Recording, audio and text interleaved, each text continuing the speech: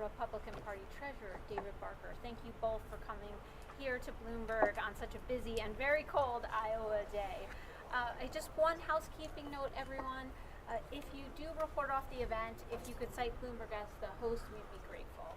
I'm going to start off with our leader of 2024 coverage, Mario Parker, to kick us off with the first question. Thanks, Peggy. Thanks, David, for joining us. Thanks, Chef, for joining us as well. I mean, we can't dodge what we're looking at outside of the window here. I mean, what are we expecting turnout to look like, Jeff, given what the weather is, how bad the weather has been the last couple of days, and what is forecast to be through Tuesday? I tell you, Mario, if you would have asked me this and the caucus would have been 2 days ago, I would have said we would have had some significant depressed turnout. I really think now, as long as there's not ice, that actually makes it impossible to travel, and as long as we don't have whiteout conditions, snow actually falling, the temperatures are the least of my concern in terms of depressing turnout. Iowans know how to dress for that. Iowans know, no exposed skin. We're cautioning them, of course. But from what I'm hearing, from what I'm seeing in the rallies, from what I've been talking to, dozens of county chairs today and precinct captains putting out fires here and there, I think it's going to be a robust turnout. I'm excited about that personally because I got to make the case for 2028 that we deserve to have this. We turn out in a robust fashion on these kind of conditions. Iowa will absolutely deserve to be first in the nation again. So no worries that this will be an asterisk election where the rest of the electorate won't be able to make an informed decision based off of the results that we get on Monday. I truly don't, and the other thing, Mario, and this will probably morph into an answer to some of your other questions, and that is the role of Iowa here. Who wins on Monday night is certainly headline material, but we don't exist as first in the nation. We don't exist as a part of the carve-out system because of who wins out. 43% of the time the winner of Iowa turns out to be the actual, our nominee. What we're supposed to do, and I know New Hampshire sometimes gets a little carried away and say, we pick president, you pick one. That's easy. No, we all in the carve-out system are supposed to give a neutral, fair hearing to our candidates. So we've done that. I think you would ask all four of the leading, actually every single candidate ran in Iowa, they would say that they had a fair hearing, they had robust turnout at their events. So worst case scenario, we've done our job as to what the RNC wants it to be. Chair, let me turn to our Texas bureau chief, who definitely is not familiar with this weather. To follow up next. Yeah, I want to talk a little bit. I understand 2020, not your situation, but still, I mean, many of us were here and it was a long night followed by a lot of long days. I mean, how confident are you that tomorrow morning we are all going to say, okay, this was handled well and you're going to be comfortable with the security? And I appreciate the question, and just a premise to what happened in 2020 is I think second only to a couple of high-profile Democrats, I was actually giving more interviews. I think I gave 15 that night standing up for the Iowa Democratic Party. And the reason is, and I'm not a conspiracy theorist, folks, I think Lee Harvey Oswald acted alone. But so when I say this, I don't want you to think that I'm out there.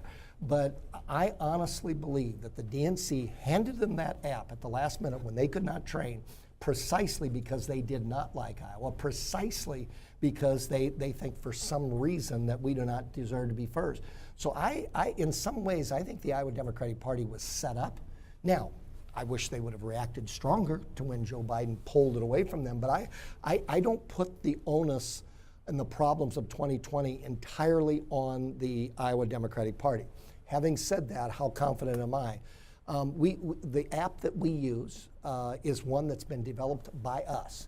I don't know that I've even talked to Ronna McDaniel about it. It's something we've developed. We have played out every single scenario you could ever think of. But you know what? Even in an Armageddon scenario that we are not thinking of, I will guarantee you that we can immediately move to the old-fashioned system. In fact, even those precinct recorders, they can actually use our app, which many of them are going to. It's easy for us. I hope they do. But they can actually call in the results. And we can move entirely to a manual system. and we can still preserve voter integrity no matter what, because you count the votes in the same room, you report the votes in the same room, and the people in the room that just voted can actually double check and look on the Iowa website when we report out to all you, and they can triple check once again what we've done. So I feel, I honestly do not see a scenario where our process can actually be declared anything other than transparent and voter integrity at the model level. I just don't see a scenario, and believe me, we've brainstormed every scenario you can think of. So there's one question that I want to ask you about these scenarios. How have you prepared for a scenario where Trump questions the integrity of the results on Monday night? I don't think he's going to question the process. Every single one of our process. Remember what he questioned in 2016. It was the tweet that went out that said that Ben Carson was going to retire. That's not part of the process. That's either some campaigns that were acting in a nefarious fashion, or I don't know what that was, but that isn't in our purview. What is in our purview is the process. And the process that we have right now, we are in constant contact with all of the campaigns, from Ryan Binkley, who we talk to directly, all the way to the Trump campaign. They know exactly what we're doing. They know how we're doing it. We share precinct chairs, precinct recorders. I don't think there's a single thing that we're going to do tomorrow night that every one of those campaigns, if they've taken us up on listening, already knows about. I don't think there's going to be a question of our process. So you haven't prepared for that at all because you think that there's going to be no question from Trump? Absolutely. I can defend the openness of our process. And as far as what campaigns do outside of the fact, back in 2016, did Ted Cruz supporters actually send that tweet out and all? I don't know, but I can tell you that that's not in my purview how they interact, how these campaigns interact with one another. What I have to convince all of you and all of the candidates and all of the country, because we're doing this for the whole country. This isn't just for a state of 3 million. This is for the rest of the country and our territories. And I have to convince them that this was as transparent as possible, as transparent a process as possible. And remember, every single one of you are going to see these results in near real time. I wouldn't have time if we did have something I could see and not show you. I don't have time to do that. They immediately go up on that board. Our war room is concerned with one thing. It's not how to present the results. You already know how we're going to do that. Our war room is when we get calls from somebody that forgot to do the app, or their app's not working, or they lost the internet the signal, and then we call them and then walk them through the process of actually reporting those results. Or in the case if somebody's not calling us back, maybe they forgot, they got into a platform debate, then we reach out to them. That's what we're about. So no, I am 100% confident, and I don't use that term lightly. Nothing's 100%, but I'm 100% confident that our process will pass anybody's transparency test that they might have. Can I speak to the mundane concerns of reporters who are going to be on print deadlines tomorrow night and have cranky editors? So how early are we likely to know not only who the winner is, but sort of number 2 and number 3? Sure, and I'm not trying to dodge the question, but it all depends. In 2012, which was the last time the Republicans didn't have a perfect caucus, and I'm certainly not wanting to get my name in the annals of Iowa by being a new one, but that was, remember, one of the problems in 2012 was quite simply the chair called the election too soon. I mean, that's what happened. That wasn't a process issue. He called it too soon. And I understand how close that was. And to answer your question, you're probably not going to like the answer to this, but if we did have something that was that close, I certainly wouldn't be going out there and calling the election. And here's the other thing. I don't think I'm going to have a moment where I go out on the stage and call the election. I'd probably go out on the stage and remind you how wonderful Iowa is. If I'm not, I need to be fired. But all of you are going to call that election. I mean, you're not seeing anything I don't already. So you're going to be able to report as those results come in. How fast do they come in is what you're asking. It depends. I mean, we're going to have some small rural counties that, I mean, you've got somebody running that like it's a battle cruiser, and they go in and she says, you, and then pass through in there, they rip them, and then every life stops as we know it until she uses that app. And then she calls us to make sure we got the app results, even though the stuff on the app said that you set it in. And she will report that out. She will immediately get on there, and then she'll call us if it's not reported. In that case, you'll probably start to see some results in maybe 30 minutes. On the other hand, all of you remember Edith Pfeiffer? Yes. Okay, Edith, remember her? And Edith decided that she wasn't going to report that evening. She was going to take a little nap. And God bless her, I love her. She was an activist. She's no longer with us. But we are going to go after those individuals, but that might take us a little while. And if you knew Edith, you'd smile too. And I'm glad I didn't have to make that call, because I tell you, she'd tell me to take a flying leap. But. So that's, it's kind of not an answer, but it's as truthful as I can be. So Jeff, you've been talking about Iowans, and at Bloomberg, we've been focusing a lot on the intersection of the economy and the election. So I want to just zoom out a little bit, and maybe Mike, you want to jump in here with a question on the economy? Yes, please, thanks. We've been hearing in polls, including surveys that Bloomberg has done, about concerns that voters have about the economy. How are you hearing that here in Iowa? What are voters telling you? What are their top concerns when it relates to the economy, especially the farm economy? Because you have such deep roots yourself in this area.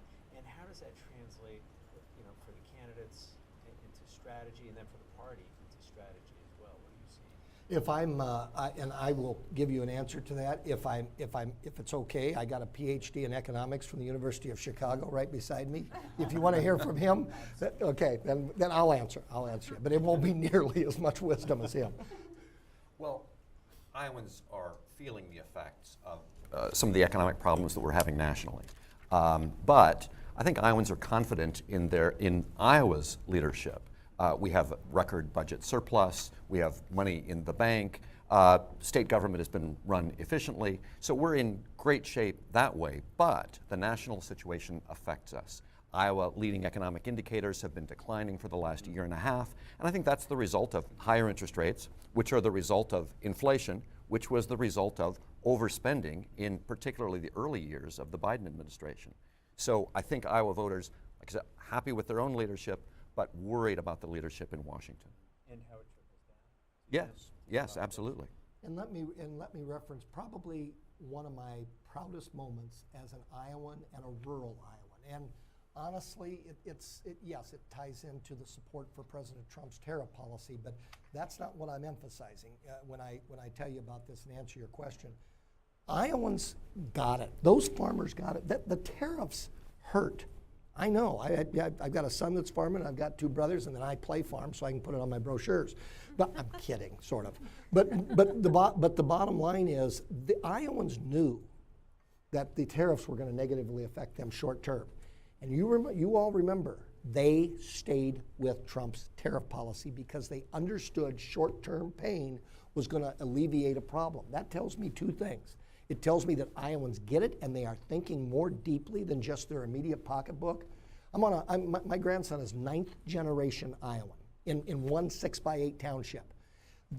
Most of my concerns that I spend time thinking about right now, from the farm perspective and from my family farm, has really nothing to do with my immediate, what I'm doing immediately and right now. I'm thinking of my grandkids.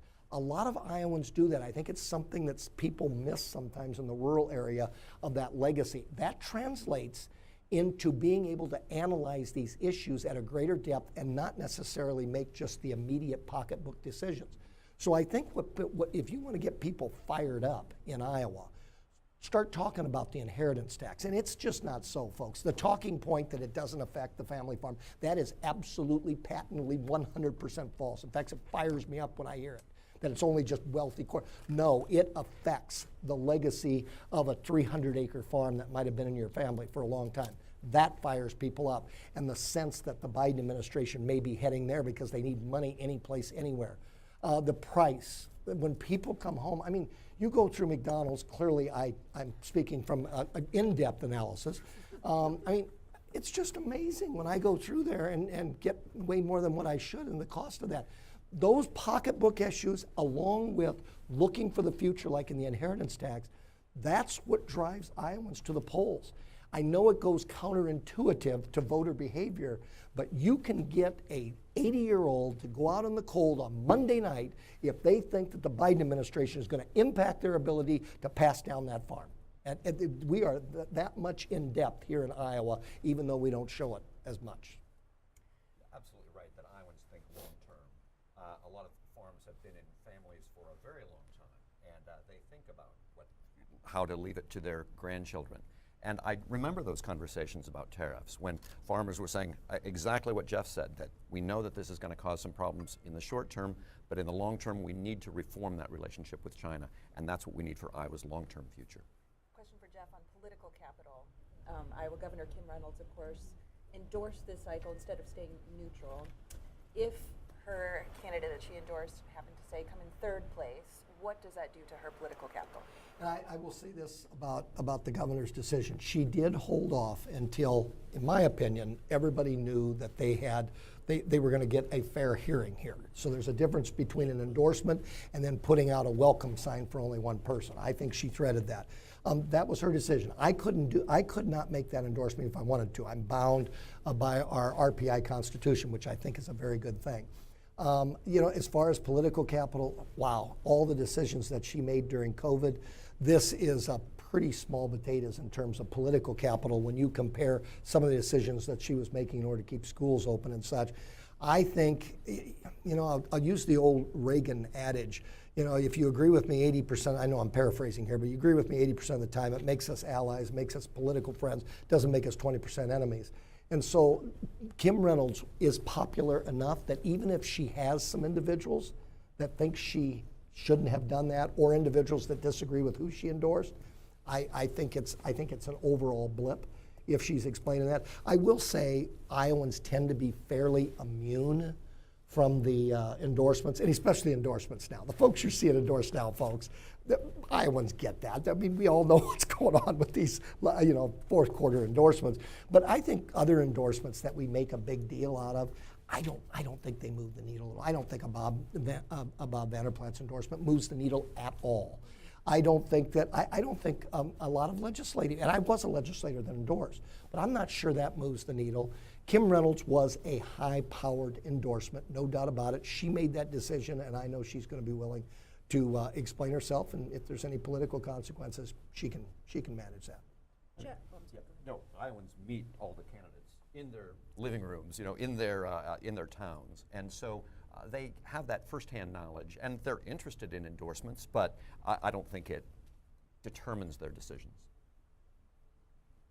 Jeff, I just kind of want to piggyback back to Mike's question when you talked about issues. I live in Texas, but yet travel to a million other states, and I constantly hear from voters immigration, even though they're not in border states. In states that aren't on the border, how big of a deal do you think that is in this election cycle? I appreciate that question because I always look for what differentiates this caucus from other caucuses, especially when you're 61 and everything starts blending together. And there's a couple things that I think will make this unique. If I'm right, I'm a history professor, so if I'm right in the history of the 2024, and one will be, it is the election where another issue came close. Maybe it tied. We'll have to look at some exit polling, but I really think the border has moved into either a tie or possibly even slightly higher on the economy. Now they're all tied together. Obviously, when you see California, giving illegal immigrants, the ability to have the gender reassignment surgery. I mean, Iowans just see something like that as more of that spending you're talking about. And yes, they may not agree philosophically with that policy decision, but they also are very concerned of where's all this money going to come from. Because when Gavin Newsom puts that place in a hole, you know exactly where they're going to come to bail out. They'll call it a COVID recovery package, and then they'll give it to the blue cities, and then that'll bail them all out, which was what that was all about. I know I was on a board of supervisors, and that's essentially what you could do. So I really think, I think the border has become paramount. I don't think it's going away. I think it's going to continue, and it's up and down. And I'm talking about people that have made their lives welcoming new immigrants. My last 32 years of my life has been helping first-generation Latino students to walk across an aisle and get an associate's degree for the first time ever. It is absolutely impossible to paint me any other way but devoting my life to welcoming new Iowans. But at the same time, it's possible for you to question and be overtly concerned, overwhelmingly concerned about the legality of crossing that border and not knowing who the hell's crossing it. And I think those are the issues. People like to put that into, well, Republicans, they're closed off, they're doing this or that because of nefarious reasons. That's not it at all. This border issue is tied up into the fear of terrorism, the fear of fentanyl. And I know a lot of people that have devoted as much of their lives as any activist ever could in terms of legal immigration, and they are concerned about that, not because they're anti-immigrant, but because they are concerned with the security. You cannot have an open border, and I think I speak for all Iowans. That's why I'm speaking so adamantly here, because I feel really secure that I'm giving voice to our entire wing, our entire party, from moderate to hardcore MAGA. Do you find that to be out of the ordinary that a national issue has become the #1 issue in the caucuses rather than a local issue or something statewide? I do. I'm actually, because I've gone through so many election cycles, and this issue came up when I was in the legislature. I'm surprised that it's vaulted to the forefront. And you know, when I look at it with a political analyst eye, it would have been so easy for the Biden administration to do some things to lessen the most major concerns here, and the absolute refusal, almost tone deaf. It's almost like California and New York have just taken over political sensibilities. They've done it in the Iowa Democratic Party as well. It's baffling to me, because I feel very sure that if we had national Republican politics that were moving into Iowa and making a decision on maybe an anti-ethanol perspective or something that we saw as anti-rural, I know we'd push back. A Republican president gave Iowa the middle finger like Biden did. I'll guarantee you one thing: I don't care if it was a Republican president, I'd have given him the middle finger right back, and it'd have been loudly. And so for some reason, when you have this, the tone deafness of the Democratic Party is just stunning to me. It's like they are handing us victories that we should have to work for. And the fact, honestly, the fact that Joe Biden could be their nominee for president, I take off my Republican hat. I know I can't do that this time, perhaps, but I don't understand this. It's like they're giving us their rule book before the Super Bowl. And so I think that's where some of this is coming. These issues are boiling, and these issues are 75, 80% issues. It's kind of like voter ID. For crying out loud, you want to hang your hat on voter ID when over half of Democrats agree with it? It just makes no sense to me whatsoever. The only way I can explain it is that the coasts and the national, well, maybe that's good for California. I don't know. I'm not from California. Frankly, don't care unless I was a federal legislator. But when California begins to become your platform in Iowa, you got big-time political problems, and I think you see that with the reddening of Iowa. I wish I could tell you it was my genius. Joe Biden actually probably beats me out for the person most responsible for our state being red. I'd like to follow up on that, because it's easy to forget that this is a state that Barack Obama won twice. Absolutely. 3 times if you include the caucuses, right? Yes. It has moved further to the right. Is that the economy? Is it demographics? Is it the realignment of the parties? Is it because it's happening in other places, but it's happening more so in Iowa than anywhere else? That is an excellent question, and there's an academic book to be written on that, and my short answer is I don't know, but you are exactly right. Iowa, from our history, has had populist leanings. In our history, we have made some courageous, by the definition of anyone along the political spectrum, some courageous decisions when it comes to the advancement of civil rights and the advancement of civil rights. We are an independent-minded, populist party state that kind of, we've always had anti-establishment in our midst. That's why, it doesn't surprise me that Barack Obama won twice and Donald Trump won twice. That's part of the swing if you look at our historical trends in the state. The real question is the hanging on of this reddening. The Democrats could have turned this back, and it could have been back and forth. Absolutely. In fact, I won't even say, I say we're reddening. I don't know if you know, I'm not saying we're red. Because we fall asleep at the wheel. I used to say for one election cycle, thanks to Joe Biden, and probably got a couple to burn in order for the Democrats to come back in. But they are handing this to us. Why? I think there's a couple of key elements. First of all, like Donald Trump or hate Donald Trump. Okay? The analysis is very clear that Donald Trump has given us back our blue collar roots. There is no doubt about it. I used to kind of smile and say, blue-collar billionaire? Really? That doesn't make sense. The academic in me wants to look that up in Webster's and say it makes no sense. I get it now. I get it. And it worked, and it happened. And we've got, look at the amount of union hats that you've got when you come into these, when you come to these rallies, and not just Trump rallies, across the board. I mean, we are realigning, and here's the key. Realignment is not bad for a political party, and the Democrats should be, when we're realigning, they should be getting some of our people.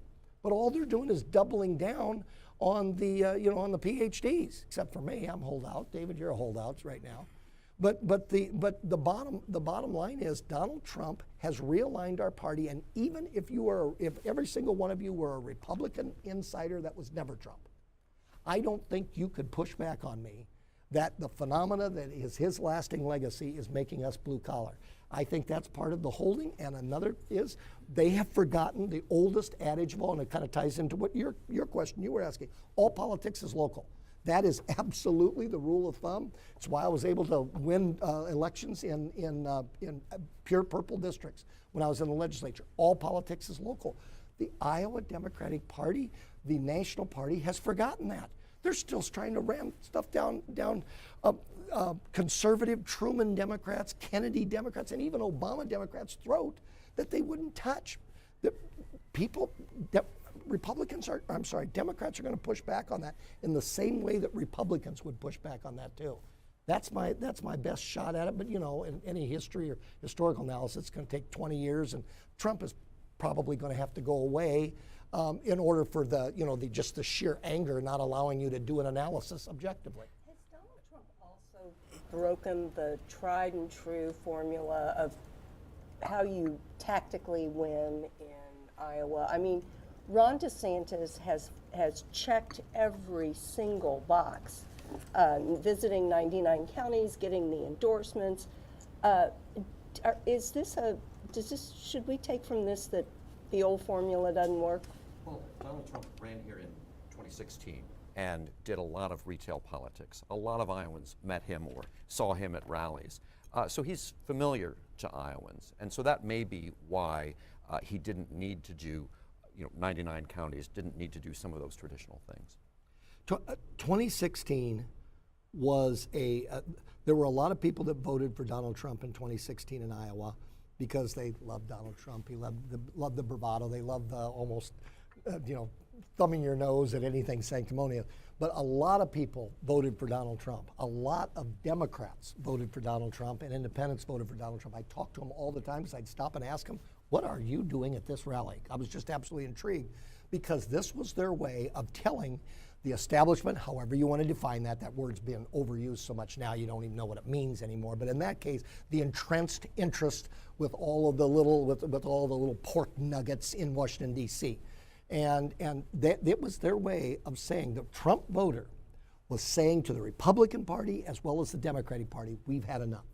There were people that personally did not like Donald Trump as a person, but they voted for him because they thought that was the most effective, focused way of showing the establishment that they've had enough. What's happened now is Donald Trump has had to move now into a competition where he's asking you to vote for him because there's a lot of these candidates, including Ron DeSantis, including actually factors of almost all of our leading candidates that have elements of Trump, especially the blue-collar populist elements that they've incorporated into their own campaigns. So I don't think he has changed things in 2024. First of all, if you're a former president, you hesitate to bring him in. I mean, it's costly. And it's a big deal when you bring a former president to your event. It's not an easy thing to do. So it's not like, it's not like Governor DeSantis or even like Asa Hutchinson stopping by the Pizza Ranch. It's more complicated than that. And the amount of times, you remember the 2016 election. That 2016 election was a shoestring. It was an absolute shoestring production. If you think everybody had their act together, then we deserve a Best Actor award because we put that thing together and we relied a lot on just the momentum of people being sick and tired of the establishment. If you compare 2016 and Donald Trump's ground game that was essentially non-existent in the caucuses and compare it even to his ground game outside of what the RNC was doing, and he would tell you even what the Iowa Republican Party was doing, it has improved tenfold, and I don't mean that metaphorically. I mean, you look at Donald Trump's ground game and DeSantis, and I would also throw in there Nikki Haley, and I would also throw in Vivek. You look at their ground games, two of them are approaching Cruz-like organizational structure. Cruz is kind of the gold standard. People didn't vote for Ted Cruz because they love Ted Cruz as warm and caring. For crying out loud, he didn't like ethanol. They voted for Ted Cruz because he won organizationally. He filled up dorms with kids that would go out there. That's why Ted Cruz was able to win, even though he was against ethanol, and actually one of the leading pushbacks on it after Trump was president. So Donald Trump now gets that.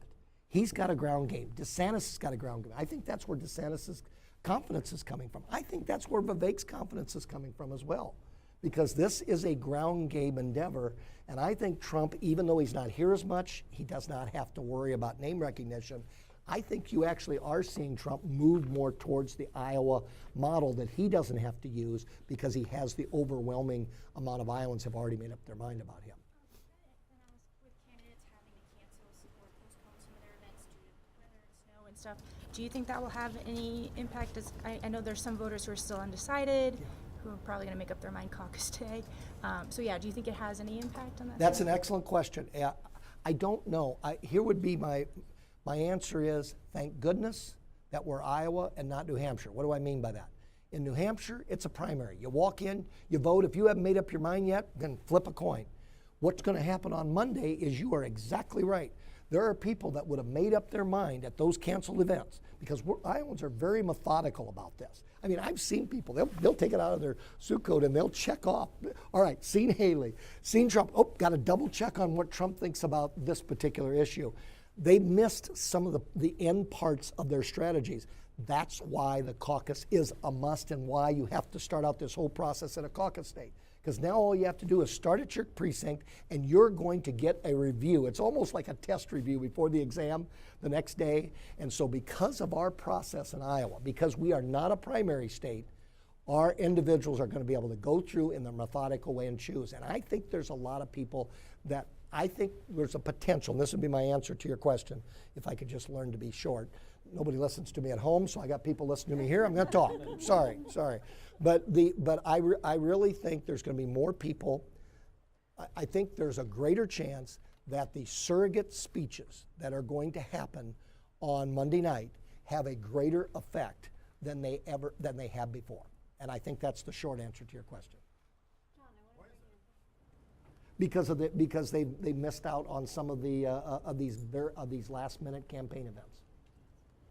So I actually have a couple for you, Mr. Chairman. One is pretty easy, one is maybe a little harder. When I've run into you at RNC meetings over the last few years, you've kind of expressed, boy, I spend a lot of time driving around the state. This is an exhausting job. I don't know if I want to do this the rest of my life. However, you provide a certain amount of continuity to being a bulldog for the GOP caucuses in this state. You have the relationships with the RNC members. What are your plans? Is this a job that you expect to be in for 2028? Are you going to, because the caucuses are a little uncertain right now because of what happened with the Democratic Party. What are your plans? Is bulldog a good thing? Yeah. Okay, all right, yeah, bulldog, thank you for that. I just didn't know, he said bulldog, I didn't know if that was a good thing or not. Thank goodness you didn't call me a poodle, because, okay. I don't have no idea what that means, by the way. I don't know. I really don't. It's tiring, and you are right. The caucuses don't just happen. It looks, from a 30,000-foot view, all right, Biden pulled the caucuses away from the Democrats because he knew darn well he couldn't win Iowa. We all know, every one of you, even though you can't admit it, know exactly what happened. You know exactly what happened, and he didn't do it. Somebody, one of his political advisors, told him. Probably put it on a note card. That's what happened there. He has a lot of bad memories about Iowa, so he might have had something. Well, and he should, and it's because he has the same message then that he does now. But and that's why people in Iowa rejected him twice. But even Democrats. But what the Iowa, and this answers your question, what the Iowa Democratic Party did not do, this is where I find fault with them. They should have never taken that. And don't tell me you have to. You know me well enough that if Ronna McDaniel would have pulled that crap on me, or if the president in the White House, and I don't care which one, Chester Arthur or Donald Trump, would have pulled that on me, I would have been a rabid dog, and I would have made things very, very difficult and embarrassing. Would I have stopped it? I don't know. So you are right. This doesn't just happen. We have this in 2028. In 2024, because we laid the groundwork early on. By the end of 2023, I had every single potential presidential candidate on the record saying everything should start in Iowa. The Democrats did none of that. None of that. And I don't know why, whether they were complacent or whether they thought nobody would ever do this to us, but I hear enough from people out there, even within the RNC, they all think they want what we've got until they find out they got to raise $1.5 million and they got to run it all, and you get all of the blame if it doesn't work out. Then all of a sudden, oh, well, maybe we ought to stick with that carve-out system. And so whoever has this job next, they have got to start. Honestly, this is. In a year. And I'm the longest, I think the longest or second longest serving chair in Iowa history, which just basically means I can't say no. But I don't know what I'm going to do. This is weary. But we've got to have somebody that will fight for 2028. And the fight starts on Monday. If we have a good turnout, I don't know that I have to make a strong argument. If Iowans get out, and it's -15 out there, and they show up at a caucus, my Lord, what else does any Republican ever want to start something here? So I'm excited about tomorrow night. I'll be honest, I'm more excited about the prospect of Iowans showing the rest of the country what we can do here than I really am seeing the results because of who I am as party chair. Predict a good turnout for us. Oh, nice one. Are you talking about a specific number? Yeah, more than the 185,000 from the last time, or what are you thinking? The environment is there. I don't know, but the environment is there, I think, for a very robust turnout. The temperatures have some effect. I mean, I'm not going to look you all in the eye and say that they have no effect. When I'm talking about temperatures and I'm celebrating that we're not having snow and that the snow plows are going to have 2 days to get out, I still think that we can have. I think we can still have a turnout that I can look every single RNC member in the eye and brag about. Jen stole my question. So you said robust. You've said that you've got rebounding expectations. So I'm wondering, can we say more than 2012? There was so much talk for so long about more than 2016. You seem to be moderating from that. Tom, I resemble that remark. 2012, I think, was 120,000, a little over 120,000. I'm my comms guy, wherever he's at, he's just like, don't do it.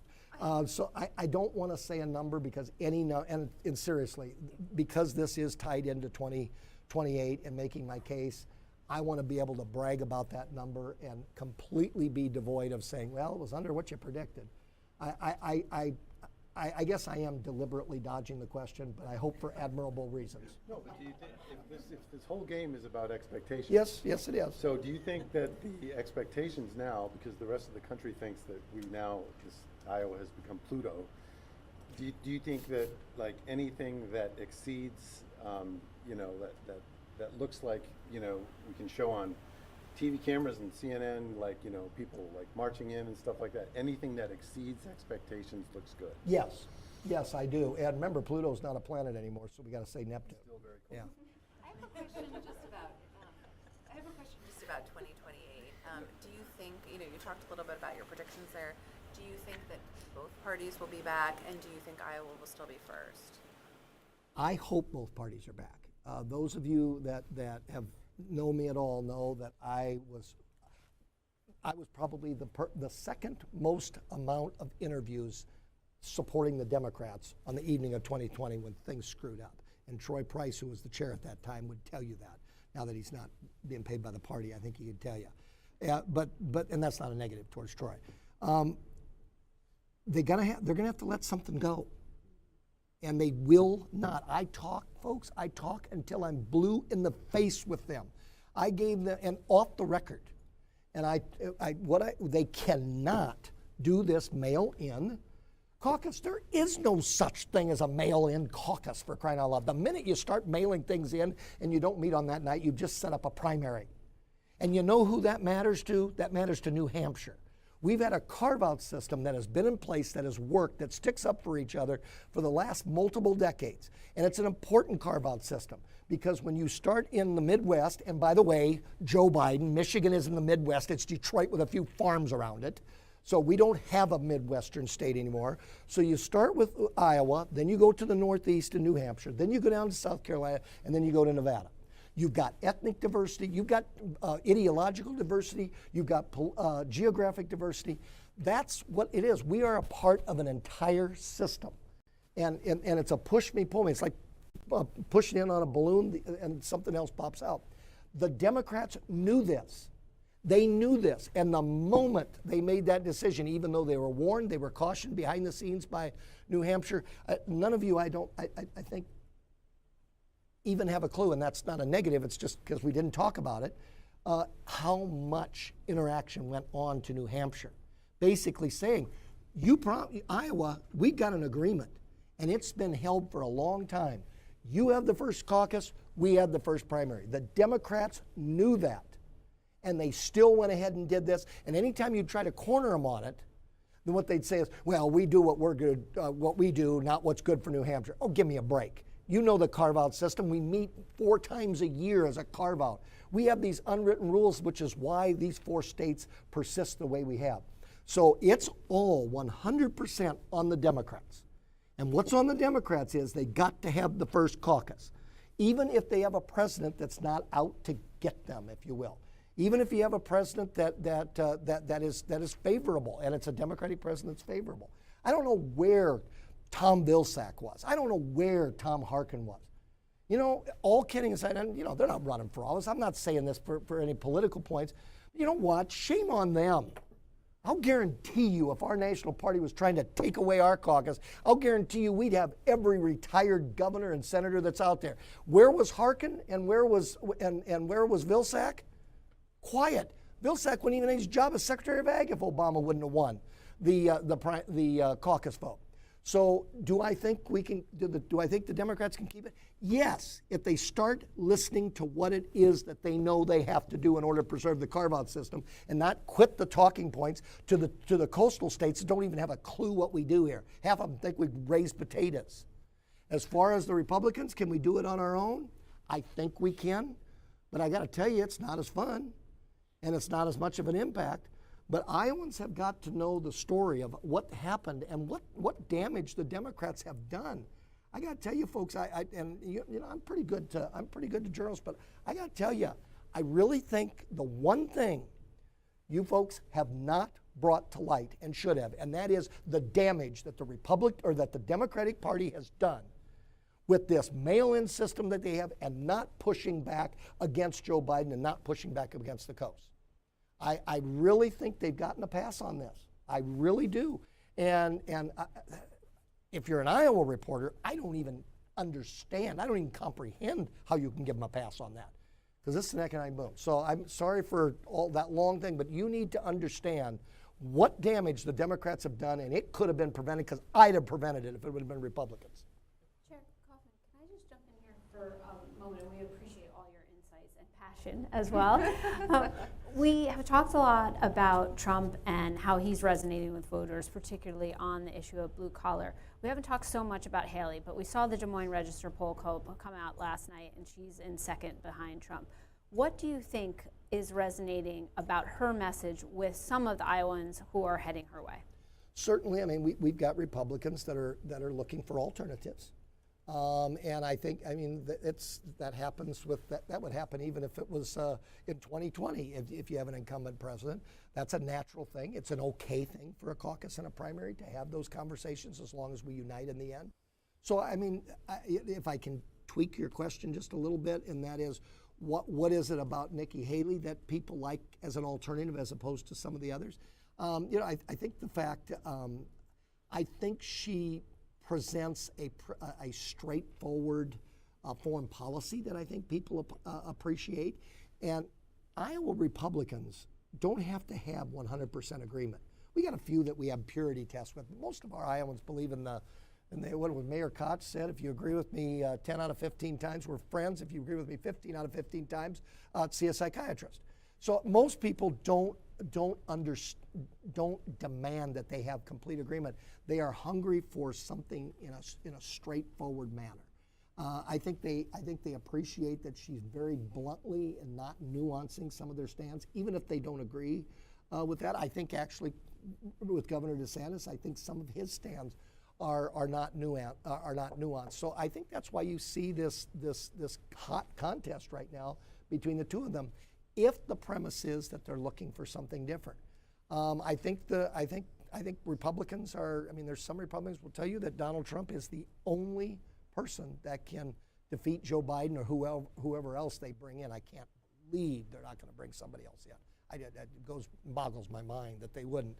But and so I think some people will stick with Donald Trump, not necessarily because they're hardcore MAGA, but because they truly believe that with his kind of Brooklyn street fighter, and yes, I know he's not from Brooklyn, but that's the phrase I use. I really think that I think that they believe that he's the one to do that. That maybe we need to get everybody's attention again, including some Republicans, especially with some of the decisions that were made that people don't agree with.